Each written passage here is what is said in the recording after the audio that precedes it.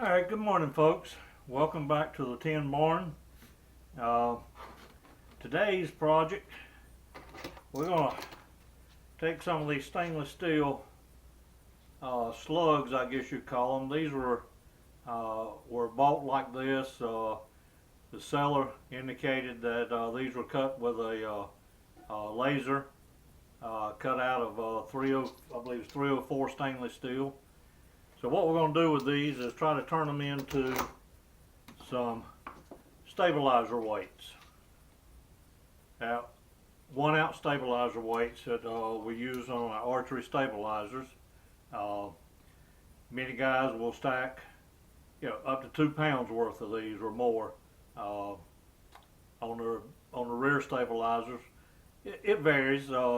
If you're familiar with archery, you know what it's like, know what it means to get your stabilizer weights together. But what we're going to do with these short slugs is turn them into 1 ounce fabricated ones to try to match what the factory sold.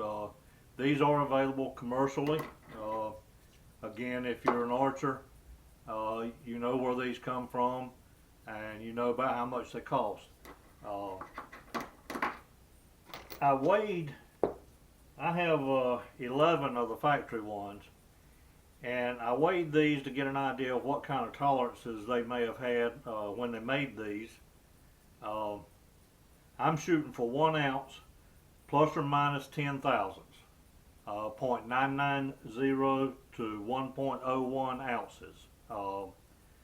A hundredth of an ounce, a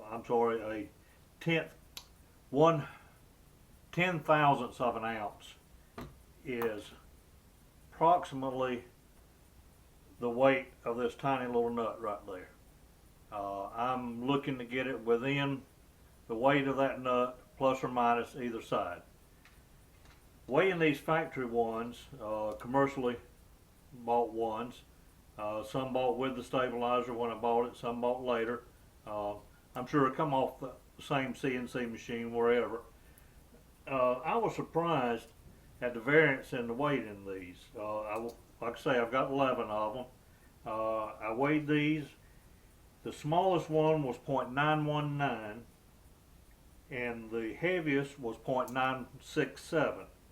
The average 0.940, so that's about 60 thousandths short of an ounce average. And again, I'm shooting today for 10 thousandths plus or minus. Now some would say, all right, the factory left them light like that to account for the set screw that you use to stack these up on. Well, this is 9 of them on a stack with a set screw that came with the stabilizer and weights. And even with that, they're still short.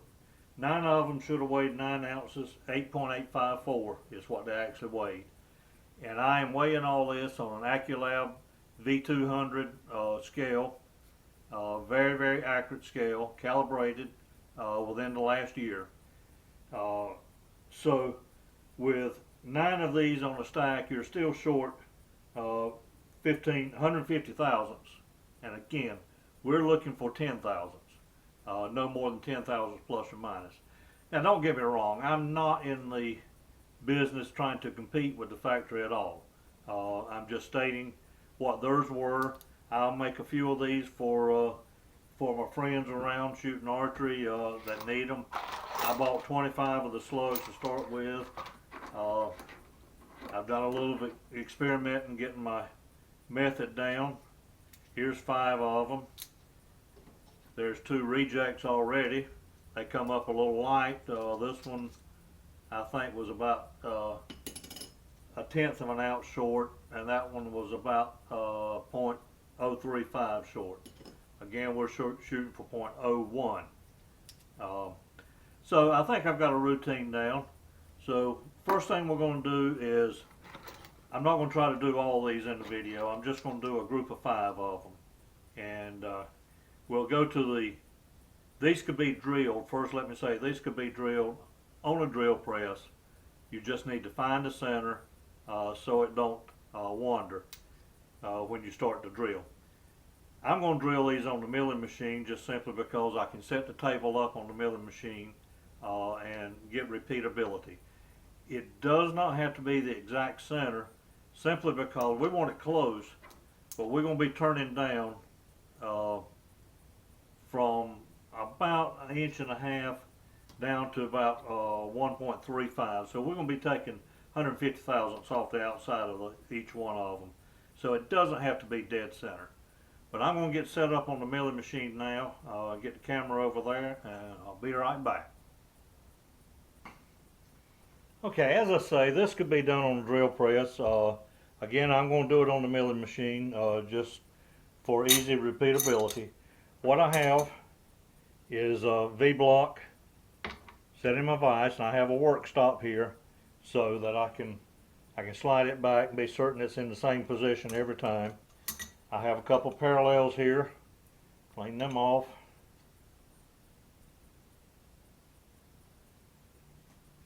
And be sure there's nothing down in the vise. Alright, now we can just place that in there, place one of our slugs in, and tighten it down. All we're doing here is drilling a hole. We're not milling anything down to thousandths or whatever, so as long as it's setting on that, we're fine. Alright, put a dab of oil.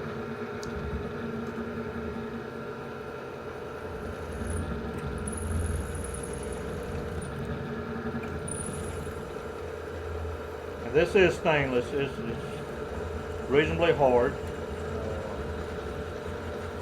Smoke you're seeing there, of course, is coming from the oil.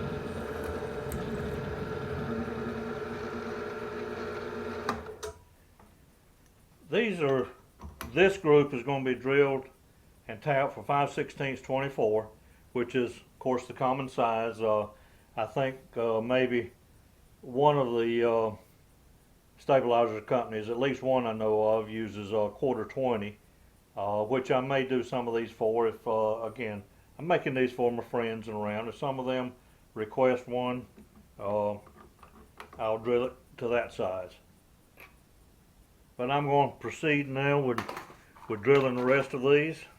Same procedure. Again, all I need to do is be sure my V-block is up against the work stop and my parallels are under it, and that V-block will center it all up. So let's drill the remainder of these.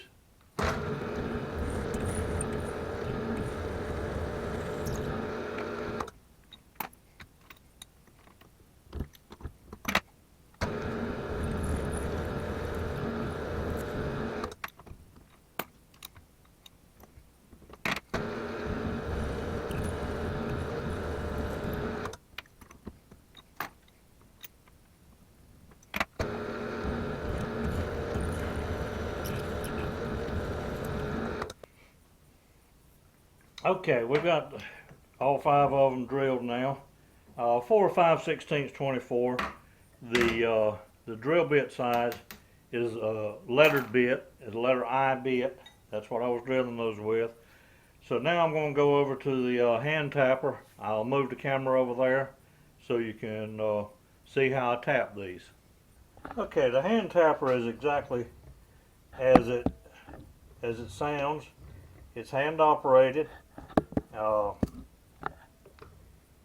And this will keep, to be sure, if the material is laid flat in the holding device down here, then this will ensure that it is tapped straight. I'll be using again a 5/16 24. This is a 2-flute spiral tap, which these taps you do not have to quarter turn, back up, break the chip, and so forth. The chip actually goes out the bottom of this. And what I have actually in my workbench here is a hole drilled all the way through the top of the workbench, and a little can under there to catch the chips as they fall out. So we're going to clip that in. And what I use is a little vise to hold each piece. We want to be sure we got we got the chips off of it. All right, put that in, and it will kind of find center, since it can move on both the X and the Y axis. A little bit of lube.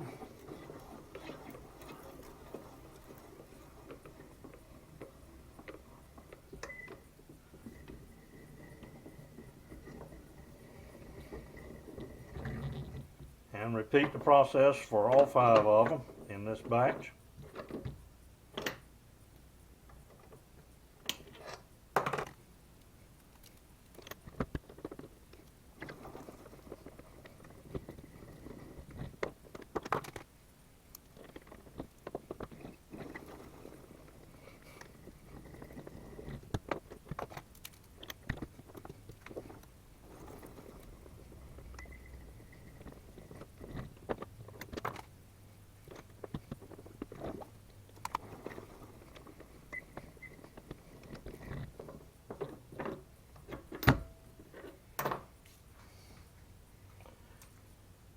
Okay, I have them all tapped now.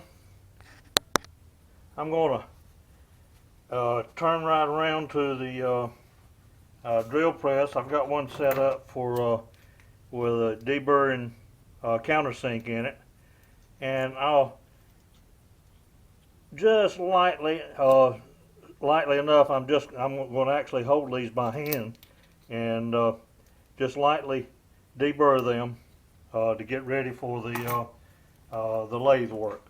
Okay, as I said, I'm just going to lightly touch these, just enough to remove that tiny little burr that's on each side of them. So all I have is a countersinking tool in there. Just going to touch it.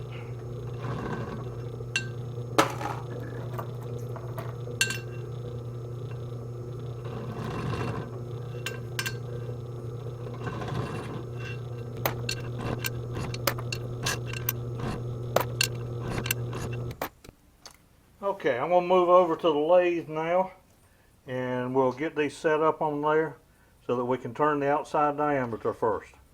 To turn the outside diameter of these, what I use is just a little jig. This is actually a piece of steel right here that's turned. This is a 5/16 by 24. It was a bolt, about a 4-inch bolt, cut the head off of. But I have a nut on the back side of it. Just something to slide over, and I'm going to put a washer in there just to hold that off the chuck when I put it in there. Now I'm going to stack these up on there. I may have to clean the threads out after that little deburring.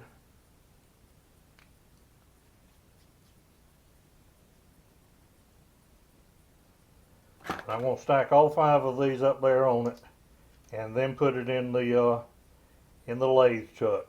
So I'll be back when I get that set up. Okay, I'm going to go handheld here for just a second to show you what I've got set up. I've got the 5 pieces mounted on that cut-off bolt that I was talking about. And again, I have just a washer and a nut on there just for spacers. This piece of steel just plain cold roll steel back here, is just simply as a guide, so I'll know when I'm getting close enough that I need to start measuring. Now down here we have the live center pressed into the back here. There's not a lot of support on the 5/16 shaft out there, so this supports the other end of it. Now as we start turning to begin with, these are again, they're not dead center. It was approximate center on the milling machine when we drilled them. We've got right much to cut down, so we'll get down the center. But to begin with, it's going to look like that that everything's a wobbling, and it is. The pieces are wobbling because the rough hole that I put in there is not dead in the center. But we're going to turn these so that we do get a center, so that they wind up in the center. And I'm going to set the camera back down here on my tool cart, and you should be able to see what's going on.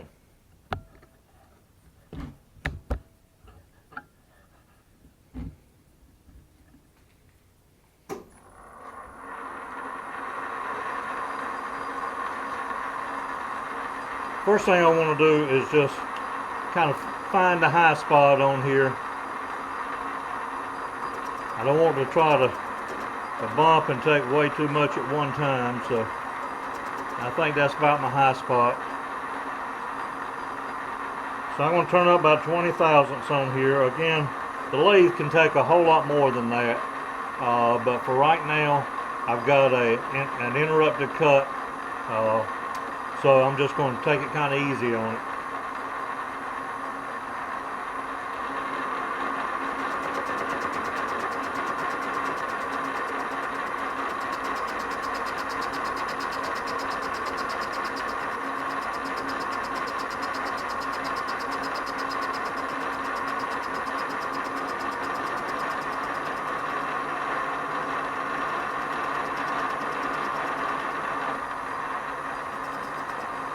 Alright, we'll go 25 thousandths this time.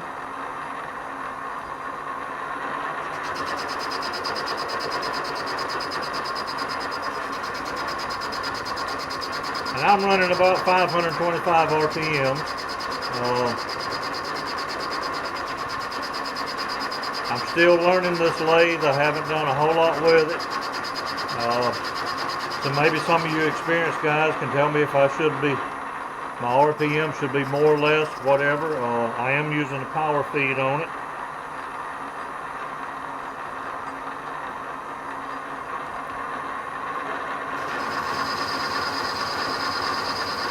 And now we're starting, at least on that one, to turn the entire diameter. That one looks like it's catching the whole diameter.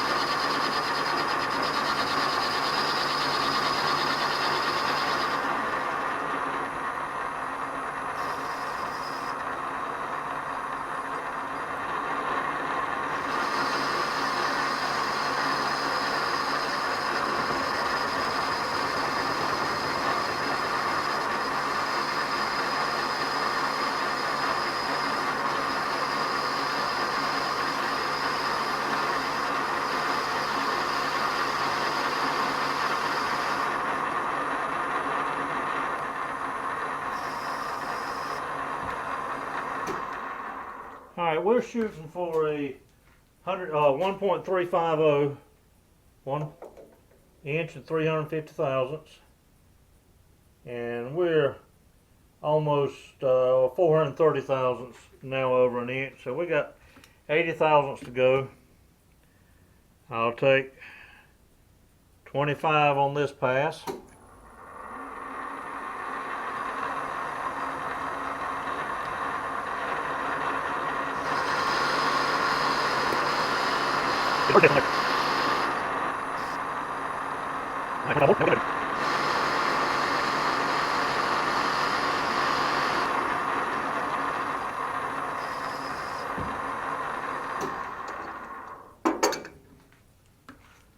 You want to keep this bird nest cleaned out of there. The last thing you want to happen is it pile up underneath your on your ways down here, and that is turning, catch it and sling it over on you, because not only are they hot, they're very sharp.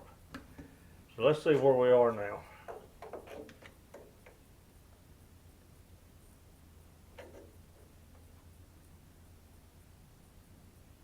We're at about 375 now, and again we're looking for 350. So I'll take 20, and then we'll take a final cut.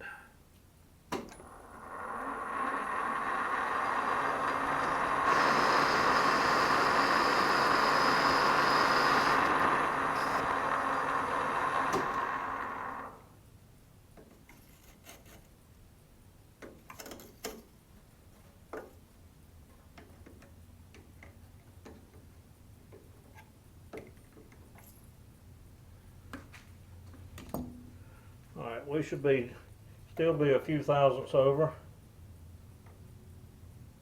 which we are. We're at 156 thousandths.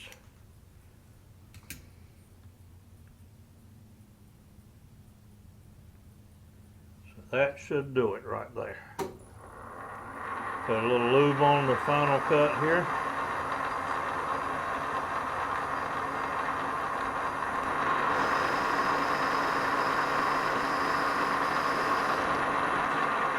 And that was just touching our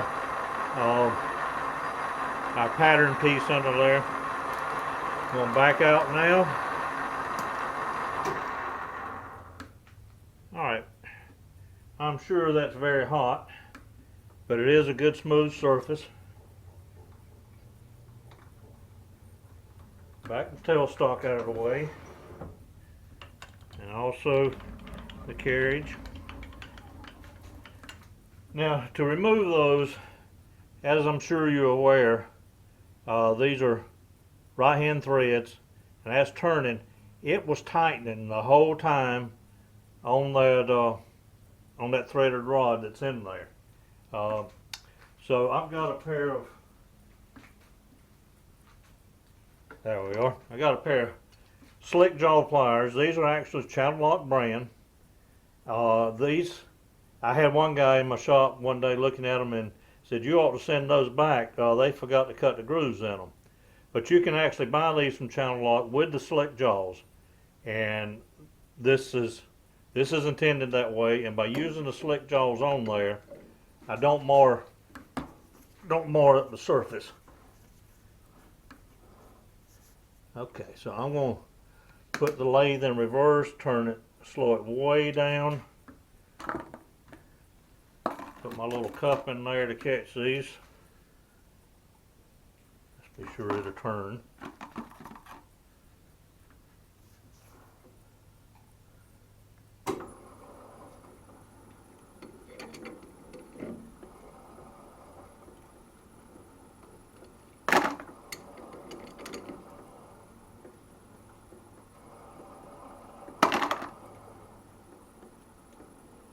Again, at these points, they're reasonably hot.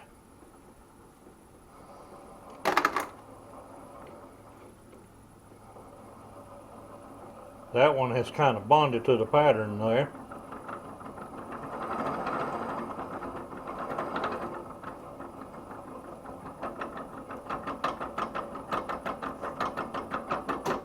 Okay.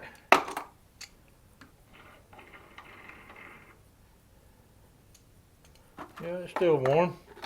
Alright, I'm going to get set up for the next part, and I'll come right back. It will be on the lathe as well.